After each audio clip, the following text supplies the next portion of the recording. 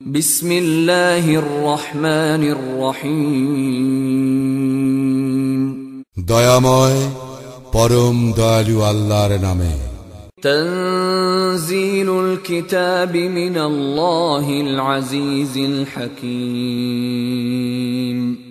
এই কিতাব অবতীর্ণ পরাক্রমশালী প্রজ্ঞাময় আল্লাহর নিকট হইতে। ইন্না আনজালনা ইলাইকাল কিতাবা বিল হাক্কি ফা'বুদিল্লাহা মুখলিসাল লাহুদ্দীন। আমি তোমার নিকট এই কিতাব সত্য সহ অবতীর্ণ করিয়াছি, সুতরাং আল্লাহর ইবাদত করো তাহার আনুগত্যে বিশুদ্ধ চিত্ত হইয়া। আলা লিল্লাহিদ দীনুল খালিস ওয়াল্লাযীনা ইত্তাখাযু মিন দুনিহি আউলিয়া মা না'বুদুহুম ইল্লা লিয়ুকররিবুনা ইলাল্লাহি যুলফা ইন্নাল্লাহা ইয়াহকুমু বাইনাহুম إن الله يحكم بينهم فيما هم فيه يختلفون إن الله لا يهدي من هو كاذب كفار। জানিয়া রাখো, অবিমিশ্র আনুগত্য আল্লাহরই প্রাপ্য। যাহারা আল্লাহর পরিবর্তে অন্যকে অভিভাবক রূপে গ্রহণ করে, তাহারা বলে, আমরা তো ইহাদের পূজা এই জন্যই করি যে ইহারা আমাদেরকে আল্লাহর সান্নিধ্য আনিয়া দিবে। উহারা যে বিষয়ে নিজেদের মধ্যে মতভেদ করিতেছে, আল্লাহ তাহার ফয়সালা করিয়া দিবেন। যে মিথ্যাবাদী ও কাফির, আল্লাহ তাহাকে সৎপথে পরিচালিত করেন না। لو أراد الله أن يتخذ ولدا لاصطفى مما يخلق ما يشاء سبحانه هو الله الواحد القهار। আল্লাহ সন্তান গ্রহণ করিতে চাইলে তিনি তাহার সৃষ্টির মধ্যে যাহাকে ইচ্ছা বাছিয়া লইতেন। পবিত্র ও মহান তিনি আল্লাহ এক, প্রবল পরাক্রমশালী। خلق السماوات والأرض بالحق يكور الليل على النهار ويكور النهار على الليل وسخر الشمس والقمر كل يجري لأجل مسمى ألا هو العزيز الغفار। তিনি যথাযথভাবে আকাশ মণ্ডলী ও পৃথিবী সৃষ্টি করিয়াছেন। তিনি রাত্রি দ্বারা দিবসকে আচ্ছাদিত করেন এবং রাত্রিকে আচ্ছাদিত করেন দিবস দ্বারা। সূর্য ও চন্দ্রকে তিনি করিয়াছেন নিয়মাধীন, প্রত্যেকেই পরিক্রমণ করে এক নির্দিষ্ট কাল পর্যন্ত। জানিয়া রাখো, তিনি পরাক্রমশালী, ক্ষমাশীল। خلقكم من نفس واحدة ثم جعل منها زوجها وأنزل لكم من الأنعام ثمانية أزواج يخلقكم في بطون أمهاتكم خلقا من بعد خلق في ظلمات ثلاث ذلكم الله ربكم له الملك لا إله إلا هو فأنا تصرفون। তিনি তোমাদেরকে সৃষ্টি করিয়াছেন একই ব্যক্তি হইতে, অতঃপর তিনি তাহা হইতে তাহার স্ত্রী সৃষ্টি করিয়াছেন। তিনি তোমাদেরকে দিয়াছেন ৮ প্রকার আনাম তথা চতুষ্পদ জন্তু। তিনি তোমাদেরকে তোমাদের মাতৃ গর্ভের ত্রিবিধ অন্ধকারে পর্যায়ক্রমে সৃষ্টি করিয়াছেন। তিনি আল্লাহ তোমাদের প্রতিপালক, সর্বময় কর্তৃত্ব তাঁহারই, তিনি ব্যতীত কোনো ইলাহ নাই। তবে তোমরা মুখ ফিরাইয়া কোথায় চলিয়াছ? إن تكفروا فإن الله غني عنكم ولا يرضى لعباده الكفر وإن تشكروا يرضه لكم ولا تزر وازرة وزر أخرى ثم إلى ربكم مرجعكم فينبئكم بما كنتم تعملون إنه عليم بذات الصدور তোমরা অকৃতজ্ঞ হইলে আল্লাহ তোমাদের মুখাপেক্ষী নন। তিনি তাহার বান্দাদের অকৃতজ্ঞতা পছন্দ করেন না। যদি তোমরা কৃতজ্ঞ হও, তিনি তোমাদের জন্য ইহাই পছন্দ করেন। একের ভার অন্যে বহন করিবে না। অতঃপর তোমাদের প্রতিপালকের নিকট তোমাদের প্রত্যাবর্তন, এবং তোমরা যাহা করিতে তিনি তোমাদেরকে তাহা অবহিত করিবেন। অন্তরে যাহা আছে তিনি তাহার সম্যক অবগত। وَإِذَا مَسَّ الْإِنسَانَ ضُرٌّ دَعَا رَبَّهُ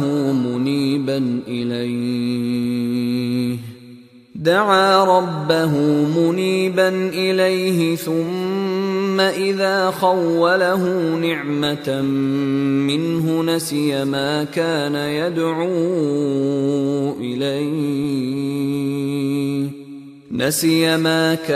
يدعو إليه من قبل وجعل لله أندادا ليضل عن سبيله قل تمتع بكفرك قليلا إنك من أصحاب النار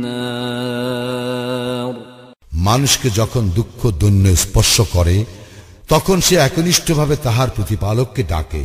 পরে যখন তিনি তাহার প্রতি অনুগ্রহ করেন তখন সে বিস্তৃত হইয়া যায় তাহার পূর্বে যাহার জন্য সে ডাকিয়াছিল তাহাকে, এবং সে আল্লাহর সমকক্ষ দাঁড় করায় অপরকে তাহার পথ হইতে বিভ্রান্ত করিবার জন্য। বলো, কুফরির জীবন অবস্থায় তুমি কিছুকাল উপভোগ করিয়া নাও, বস্তুত তুমি জাহান্নামীদের অন্যতম। أَمَّنْ هُوَ قَانِتٌ آنَاءَ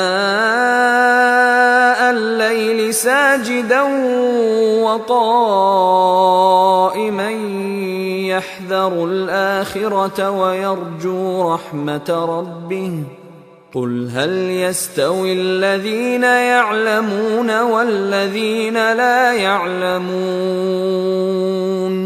إِنَّمَا يَتَذَكَّرُ أُولُو الْأَلْبَابِ যে ব্যক্তি রাত্রির বিভিন্ন জামে সিজদা অবনত হইয়া ও দাঁড়াইয়া আনুগত্য প্রকাশ করে, আখিরাতকে ভয় করে এবং তাহার প্রতিপালকের অনুগ্রহ প্রত্যাশা করে, সে কি তাহার সমান যে তাহা করে না? বলো, যাহারা জানে এবং যাহারা জানে না তাহারা কি সমান? বোধ শক্তি সম্পন্ন লোকেরাই কেবল উপদেশ গ্রহণ করে।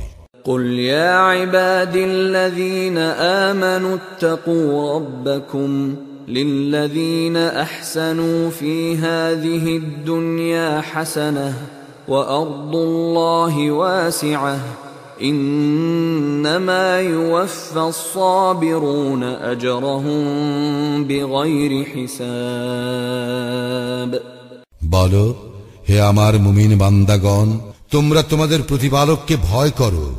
যাহারা এই দুনিয়াতে কল্যাণকর কাজ করে তাহাদের জন্য আছে কল্যাণ, আর আল্লাহর জমিন প্রশস্ত। ধৈর্যশীলদেরকে তো অপরিমিত পুরস্কার দেওয়া হইবে। قُلْ إِنِّي أُمِرْتُ أَنْ أَعْبُدَ اللَّهَ مُخْلِصًا لَهُ الدِّينَ বলো, আমি তো আদিষ্ট হইয়াছি আল্লাহর আনুগত্যে একনিষ্ঠ হইয়া তাহার ইবাদত করিতে। وَأُمِرْتُ لِأَنْ أَكُونَ أَوَّلَ الْمُسْلِمِينَ আর আদিষ্ট হইয়াছি আমি যেন আত্মসমর্পণকারীদের অগ্রণী হই।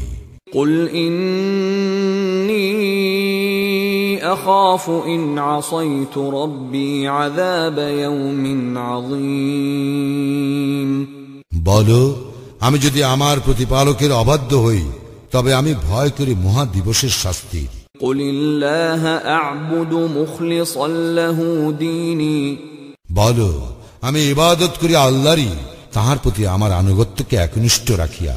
فَاعْبُدُوا مَا شِئْتُم مِّن دُونِهِ قل إن الخاسرين الذين خسروا أنفسهم وأهليهم يوم القيامة ألا ذلك هو الخسران المبين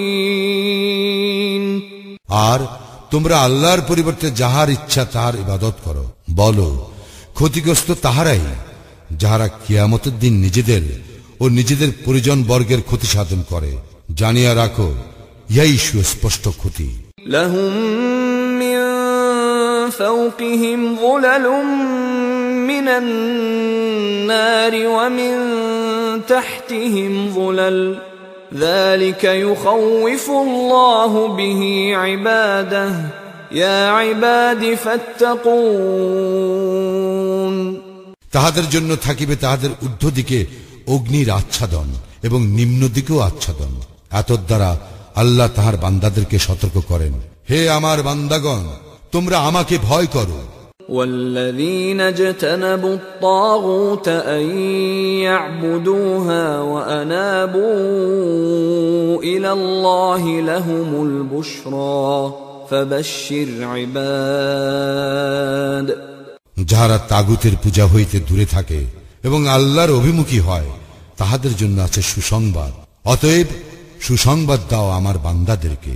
الذين يستمعون القول فيتبعون أحسنه أولئك الذين هداهم الله وأولئك هم أولو الألباب যাহারা মনোযোগ সহকারে কথা শুনে এবং উহার মধ্যে যাহা উত্তম তাহা গ্রহণ করে, উহাদেরকে আল্লাহ সৎপথে পরিচালিত করেন এবং উহারাই বোধ শক্তি সম্পন্ন। أفمن حق عليه كلمة العذاب أفأنت تنقذ من في النار যাহার উপর দণ্ডাদেশ অবধারিত হইয়াছে, তুমি কি রক্ষা করিতে পারিবে সেই ব্যক্তিকে যে জাহান্নামে আছে? لكن الذين اتقوا ربهم لهم غرف من فوقها غرف مبنية تجري من تحتها الأنهار وعد الله لا يخلف الله الميعاد তবে যাহারা তাহাদের প্রতিপালককে ভয় করে, তাহাদের জন্য আছে বহু প্রাসাদ, যাহার উপর নির্মিত আরো প্রাসাদ, যাহার পাদদেশে নদী প্রবাহিত। ইহা আল্লাহর ওয়াদা, আল্লাহ ওয়াদা খেলাপ করেন না। ألم تر أن الله أنزل من السماء ماء فسلكه ينابيع في الأرض ثم يخرج به زرعا مختلفا ألوانه ثم يهيج فتراه مصفرا ثم يجعله حطاما إن في ذلك لذكرى لأولي الألباب তুমি কি দেখো না, আল্লাহ আকাশ হইতে বারি বর্ষণ করেন, অতঃপর উহা ভূমিতে নির্ঝর রূপে প্রবাহিত করেন এবং তদ্বারা বিবিধ বর্ণের ফসল উৎপন্ন করেন, অতঃপর ইহা শুকাইয়া যায়, ফলে তোমরা ইহা পিত বর্ণ দেখিতে পাও। অবশেষে তিনি উহা খড়কুটায় পরিণত করেন। ইহাতে অবশ্যই উপদেশ রহিয়াছে বোধ শক্তি সম্পন্নদের জন্য। أفمن شرح الله صدره للإسلام فهو على نور من ربه فويل للقاسية قلوبهم من ذكر الله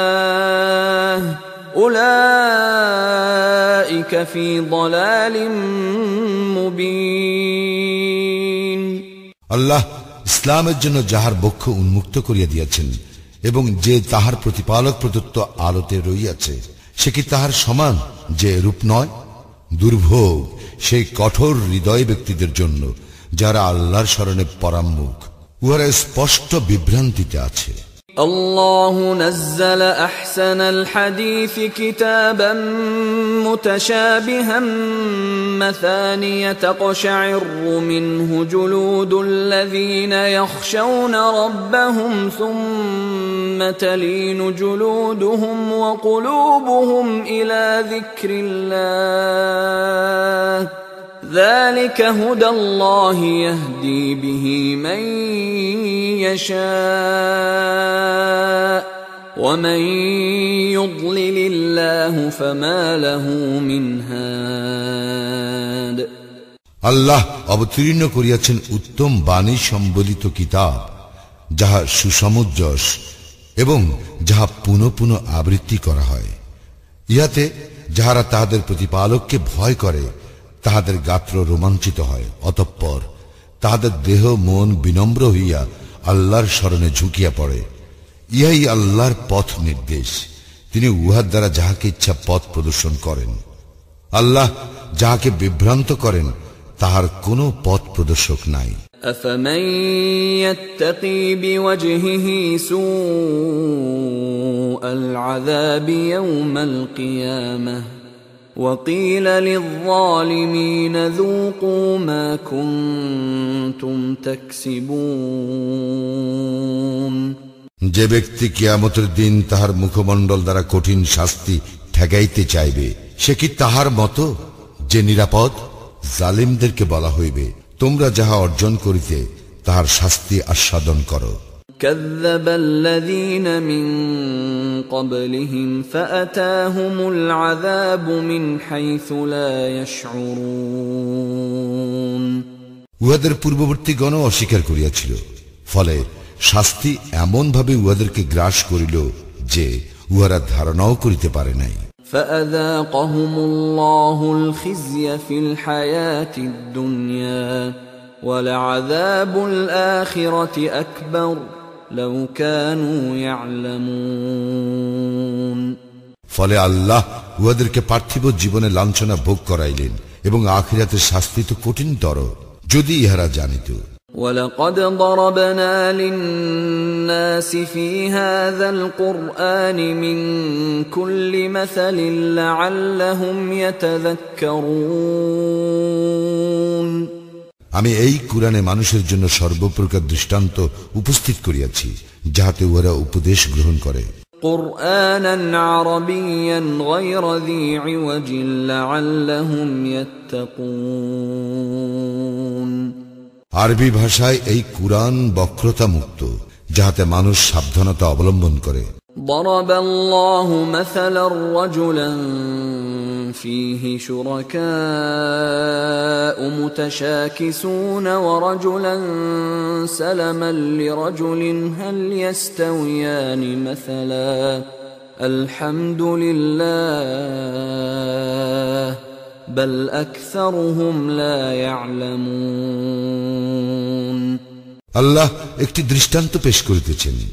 এক ব্যক্তির প্রভু অনেক, যাহারা পরস্পর বিরুদ্ধ ভাবাপন্ন, এবং আর এক ব্যক্তির প্রভু কেবল একজন। এই দুইজনের অবস্থা কি সমান? প্রশংসা আল্লাহরই প্রাপ্য, কিন্তু উহাদের অধিকাংশই ইহা জানে না।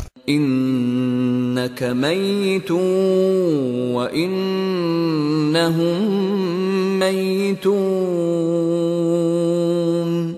তুমি তো মরণশীল এবং উহারাও মরণশীল। ثم إنكم يوم القيامة عند ربكم تختصمون অতঃপর কিয়ামত দিবসে তোমরা তো পরস্পর তোমাদের প্রতিপালকের সম্মুখে বাগ বিতণ্ডা করিবে।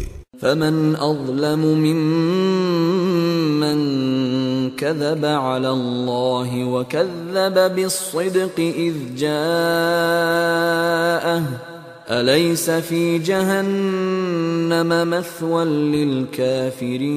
للكافرين যে ব্যক্তি আল্লাহ সম্বন্ধে মিথ্যা বলে এবং সত্য আসিবার পর উহা অস্বীকার করে, তার অপেক্ষা অধিক জালিম আর কে? কাফিরদের আবাসস্থল কি জাহান্নাম নয়? والذي جاء بالصدق وصدق به أولئك أولئك هم المتقون যাহারা সত্য আনিয়াছে এবং যাহারা সত্যকে সত্য বলিয়া মানিয়াছে তাহারাই তো মুত্তাকি। لهم ما يشاءون عند ربهم ذلك جزاء المحسنين ইহাদের বাঞ্ছিত সমস্ত কিছুই আছে ইহাদের প্রতিপালকের নিকট, ইহাই সৎকর্ম পরায়ণদের পুরস্কার। ليكفر الله عنهم أسوأ الذي عملوا ويجزيهم أجرهم بأحسن الذي كانوا يعملون যাহাতে ইহারা যেসব মন্দ কর্ম করিয়াছিল আল্লাহ তাহা ক্ষমা করিয়া দেন এবং ইহাদেরকে ইহাদের সৎকর্মের জন্য পুরস্কৃত করেন। أليس الله بكاف عبده ويخوفونك بالذين من دونه ومن يضلل الله فما له من هاد আল্লাহ কি তাহার বান্দার জন্য যথেষ্ট নন? অথচ তাহারা তোমাকে আল্লাহর পরিবর্তে অপরের ভয় দেখায়। আল্লাহ যাকে পথভ্রষ্ট করেন তাহার জন্য কোনো পথ প্রদর্শক নাই। ومن يهد الله فما له من مضل أليس الله بعزيز ذي انتقام এবং যাহাকে আল্লাহ হিদায়েত করেন তাহার জন্য কোনো পথভ্রষ্টকারী নাই। আল্লাহ কি পরাক্রমশালী দণ্ড বিধায়ক নন?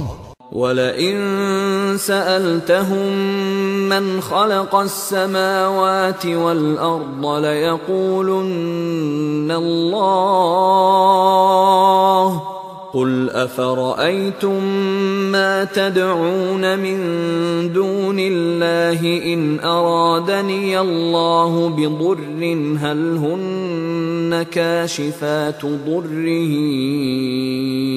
أو أرادني برحمة هل هن ممسكات رحمته قل حسبي الله عليه يتوكل المتوكلون তুমি যদি ইহাদেরকে জিজ্ঞাসা করো আকাশ মণ্ডলীয় পৃথিবী কে সৃষ্টি করিয়াছেন, উহারা অবশ্যই বলিবে আল্লাহ। বলো, তোমরা ভাবিয়া দেখিয়াছ কি আল্লাহ আমার অনিষ্ট চাহিলে তোমরা আল্লাহর পরিবর্তে যাহাদেরকে ডাকো তারা কি সেই অনিষ্ট দূর করিতে পারিবে? অথবা তিনি আমার প্রতি অনুগ্রহ করিতে চাইলে তাহারা কি সেই অনুগ্রহকে রোধ করিতে পারিবে?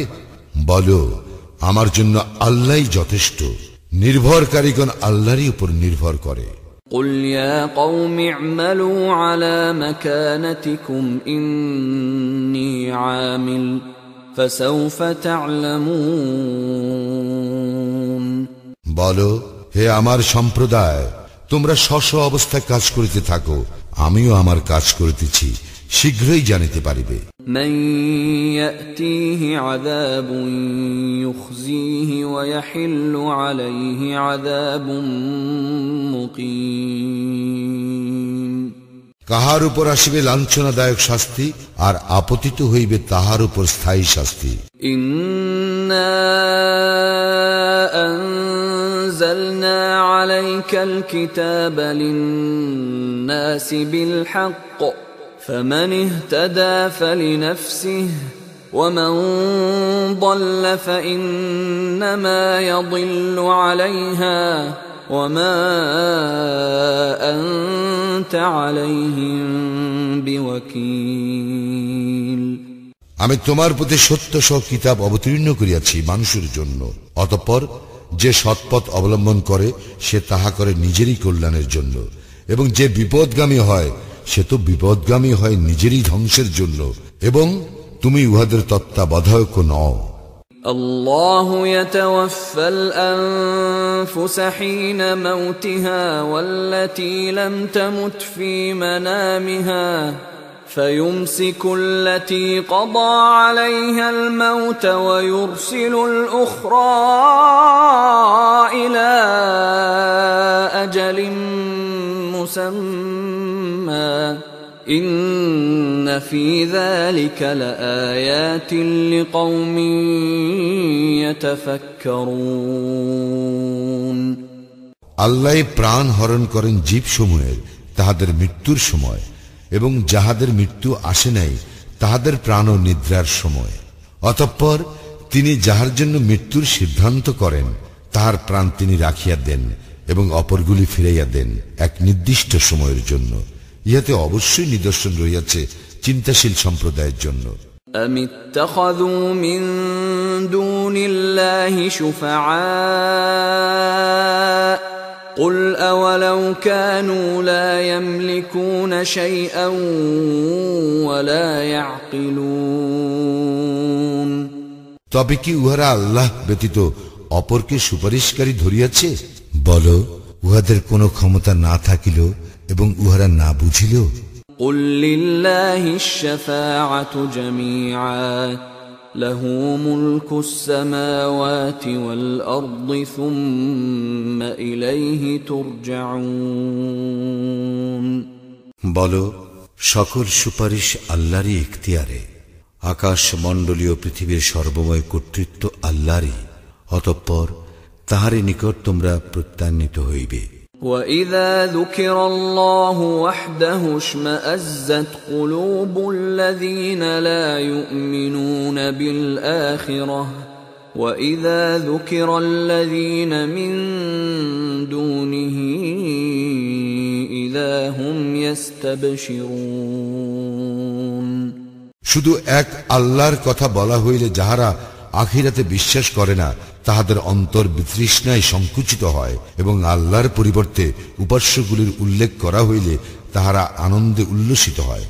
قُلِ اللَّهُمَّ فَاطِرَ السَّمَاوَاتِ وَالْأَرْضِ عَالِمَ الْغَيْبِ وَالشَّهَادَةِ أَنْتَ تَحْكُمُ بَيْنَ عِبَادِكَ فِيمَا كَانُوا فِيهِ يَخْتَلِفُونَ।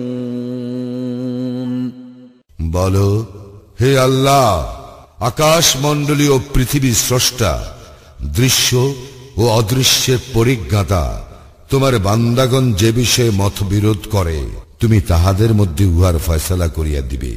وَلَوْ أَنَّ لِلَّذِينَ ظَلَمُوا مَا فِي الْأَرْضِ جَمِيعًا وَمِثْلَهُ مَعَهُ لَافْتَدَوْا بِهِ مِنْ سُوءِ الْعَذَابِ يَوْمَ الْقِيَامَةِ وَبَدَا لَهُم مِّنَ اللَّهِ مَا لَمْ يَكُونُوا يَحْتَسِبُونَ। যাহারা জুলুম করিয়াছে, যদি তাহাদের থাকে দুনিয়ায় যাহা আছে তা সম্পূর্ণ এবং ইহার সমপরিমাণ সম্পদ, তবে কিয়ামতের দিন কঠিন শাস্তি হইতে মুক্তিপণ স্বরূপ সেই সকলেই তাহারা দিয়া দিবে, এবং তাহাদের জন্য আল্লাহর নিকট হইতে এমন কিছু প্রকাশিত হইবে যাহা উহারা কল্পনাও করে নাই। وَبَدَا لَهُمْ سَيِّئَاتُ مَا كَسَبُوا وَحَاقَ بِهِمْ مَا كَانُوا بِهِ يَسْتَهْزِئُونَ। উহাদের কৃতকর্মের মন্দ ফল উহাদের নিকট প্রকাশ হইয়া পড়িবে, এবং উহারা যাহা লইয়া ঠাট্টা বিদ্রুপ করিত তাহা উহাদেরকে পরিবেষ্টন করিবে। فَإِذَا مَسَّ الْإِنسَانَ ضُرٌّ دَعَانَا ثُمَّ إِذَا خَوَّلْنَاهُ نِعْمَةً مِنَّا قَالَ إِنَّمَا أُوتِيتُهُ عَلَى عِلْمٍ بَلْ هِيَ فِتْنَةٌ وَلَكِنَّ أَكْثَرَهُمْ لَا يَعْلَمُونَ। মানুষকে বিপদ আপদ স্পর্শ করিলে সে আমাকে আহ্বান করে, অতঃপর যখন আমি আমার কোন নিয়ামত দ্বারা তাহাকে অনুগৃহীত করি তখন সে বলে, আমাকে তো ইহা দেওয়া হইয়াছে আমার জ্ঞানের কারণে। বস্তুত ইহা এক পরীক্ষা, কিন্তু উহাদের অধিকাংশই বোঝে না। قد قالها الذين من قبلهم فما أغنى عنهم ما كانوا يكسبون। ইহাদের পূর্ববর্তীগণ ইহাই বলিত, কিন্তু উহাদের কৃতকর্ম উহাদের কোনো কাজে আসে নাই। فأصابهم سيئات ما كسبوا والذين ظلموا من هؤلاء سيصيبهم سيئات ما كسبوا وما هم بمعجزين উহাদের কৃতকর্মের মন্দ ফল উহাদের উপর আপতিত হইয়াছে। উহাদের মধ্যে যাহারা জুলুম করে উহাদের উপরও উহাদের কৃতকর্মের মন্দ ফল আপতিত হইবে এবং উহারা ব্যর্থ করিতে পারিবে না। أولم يعلموا أن الله يبسط الرزق لمن يشاء ويقدر إن في ذلك لآيات لقوم يؤمنون ইহারা কি জানে না আল্লাহ যাহার জন্য ইচ্ছা রিজিক প্রশস্ত করেন অথবা যাহার জন্য ইচ্ছা সীমিত করেন। ইহাতে অবশ্যই নিদর্শন রহিয়াছে মুমিন সম্প্রদায়ের জন্য।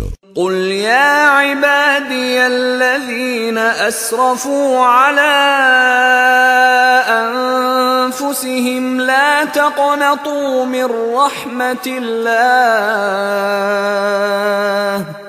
إن الله يغفر الذنوب جميعا إنه هو الغفور الرحيم বলো, হে আমার বান্দাগণ, তোমরা যাহারা নিজেদের প্রতি অবিচার করিয়াছ, আল্লাহর অনুগ্রহ হইতে নিরাশ হইও না।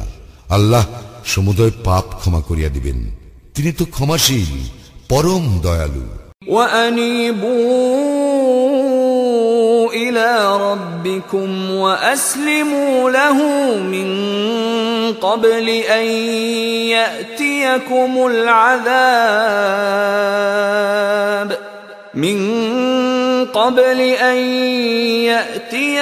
العذاب ثم لا تنصرون তোমরা তোমাদের প্রতিপালকের অভিমুখী হও এবং তাহার নিকট আত্মসমর্পণ করো তোমাদের নিকট শাস্তি আসিবার পূর্বে, তৎপর তোমাদেরকে সাহায্য করা হইবে না। واتبعوا أحسن ما أنزل إليكم من ربكم من قبل أن يأتيكم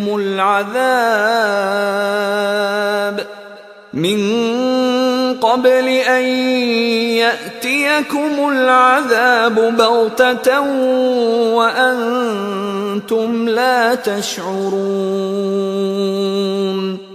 অনুসরণ করো তোমাদের প্রতি তোমাদের প্রতিপালকের নিকট হইতে উত্তম যাহা অবতীর্ণ করা হইয়াছে তাহার, তোমাদের উপর অতর্কিত ভাবে তোমাদের অজ্ঞাতসারে শাস্তি আসিবার পূর্বে।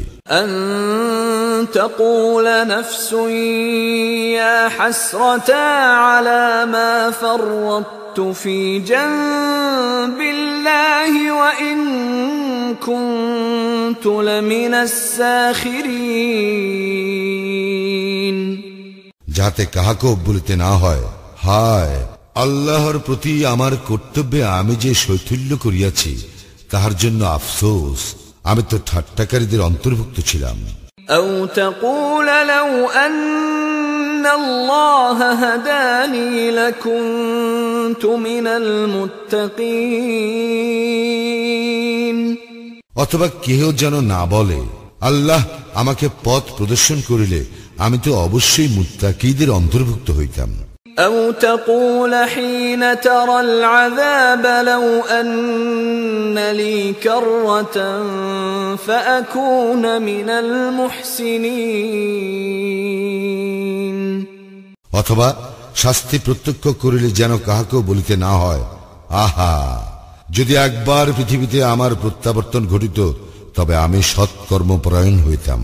بلى قد جاءتك آياتي فكذبت بها واستكبرت وكنت من الكافرين প্রকৃত ব্যাপার তো এই যে আমার নিদর্শন তোমার নিকট আসিয়াছিল, কিন্তু তুমি এইগুলিকে মিথ্যা বলিয়াছিলে ও অহংকার করিয়াছিলে, আর তুমি তো ছিলে কাফিরদের একজন।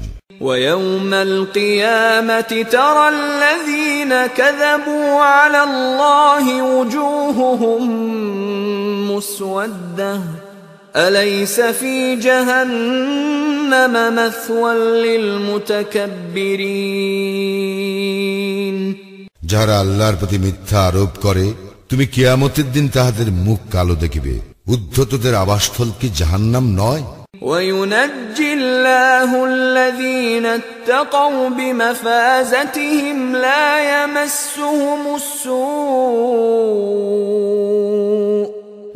يمسهم السوء ولا هم يحزنون আল্লাহ মুত্তাকীদেরকে উদ্ধার করিবেন তাহাদের সাফল্য সহ তাহাদেরকে অমঙ্গল স্পর্শ করিবে না এবং তাহারা দুঃখিত হইবে না আল্লাহু খালিকু কুল্লি শাইইন ওয়া হুয়া আলা কুল্লি শাইইন ওয়াকিল আল্লাহ সমস্ত কিছুর স্রষ্টা এবং তিনি সমস্ত কিছুর কর্মবিধায়ক লাহু মাকালিদুস সামাওয়াতি ওয়াল আরদ والذين كفروا بآيات الله أولئك هم الخاسرون আকাশ মণ্ডলী ও পৃথিবীর কুঞ্জি তাহারই নিকট আর যাহারা আল্লাহর আয়াতকে অস্বীকার করে তাহারাই তো ক্ষতিগ্রস্ত قل أفغير الله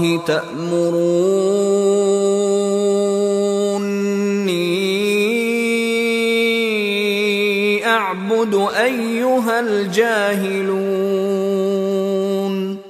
বলো হে অজ্ঞ ব্যক্তিরা তোমরা কি আমাকে আল্লাহ ব্যতীত অন্যের ইবাদত করতে বলিতেছ ولقد أوحي إليك وإلى الذين من قبلك لئن أشركت ليحبطن عملك ولتكونن من الخاسرين তোমার প্রতি ও তোমার পূর্ববর্তীদের প্রতি অবশ্যই ওই হইয়াছে তুমি আল্লাহর শরীক স্থির করিলে তোমার কর্ম তো নিষ্ফল হইবে এবং অবশ্যই তুমি হইবে ক্ষতিগ্রস্ত বলিল্লাহ ফা'বুদ ওয়া কুন মিনাশ শাকিরিন অতএব তুমি আল্লাহরই ইবাদত করো এবং কৃতজ্ঞ হও وما قدر الله حق قدره والأرض جميعا قبضته يوم القيامة والسماوات مطويات بيمينه سبحانه وتعالى عما يشركون উহারা আল্লাহর যথোচিত সম্মান করে না কিয়ামতের দিন সমস্ত পৃথিবী থাকিবে তাহার হাতের মুষ্টিতে এবং আকাশ মণ্ডলী থাকিবে ভাঁজ করা অবস্থায় তাহার দক্ষিণ হস্তে পবিত্র ও মহান তিনি উহারা যাকে শরীক করে তিনি তাহার ঊর্ধ্বে ونفخ في الصور فصعق من في السماوات ومن في الأرض إلا من شاء الله ثم نفخ فيه أخرى فإذا هم قيام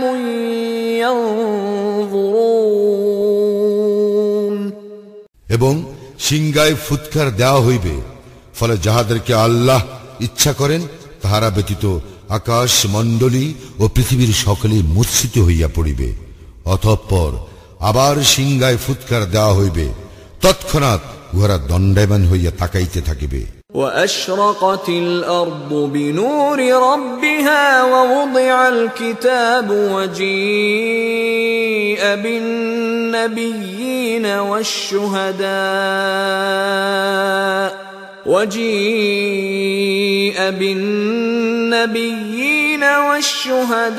والشهداء وقضي بينهم بالحق وهم لا يظلمون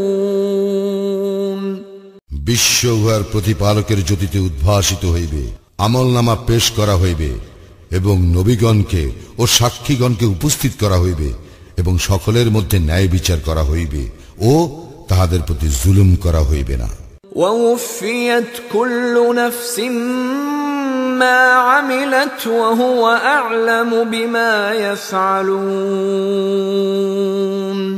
প্রত্যেকের কৃতকর্মের পূর্ণ প্রতিফল দেওয়া হইবে। উহারা যাহা করে সে সম্পর্কে আল্লাহ সবিশেষ অবহিত।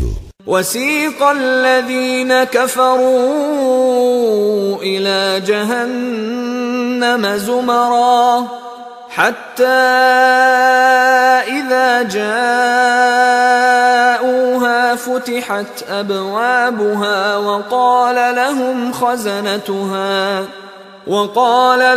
خزنتها ألم يأتكم رسل منكم يتلون عليكم آيات ربكم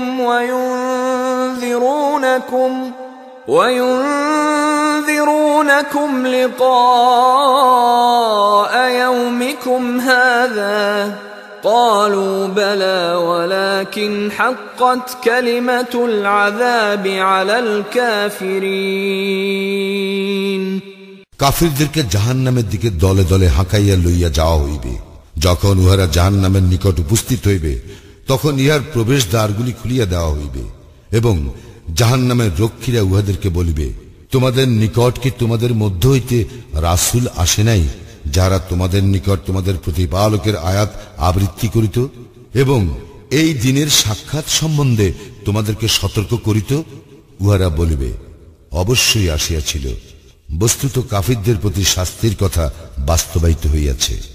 قيل ادخلوا أبواب جهنم خالدين فيها فبئس مثوى المتكبرين উহাদেরকে বলা হইবে, জাহান্নামের দ্বার সমূহে প্রবেশ করো, উহাতে স্থায়ীভাবে অবস্থিতির জন্য কত নিকৃষ্ট উদ্ধতদের আবাসস্থল।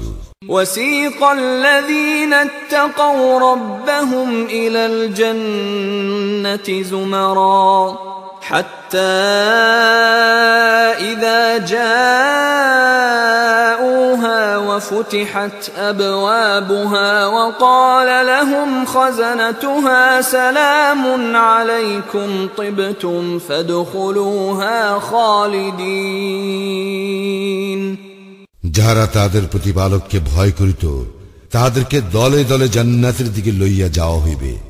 যখন তাহারা জান্নাতের নিকট উপস্থিত হইবে ও ইহার দ্বারসমূহ খুলিয়া দেওয়া হইবে এবং জান্নাতের রক্ষীরা তাহাদের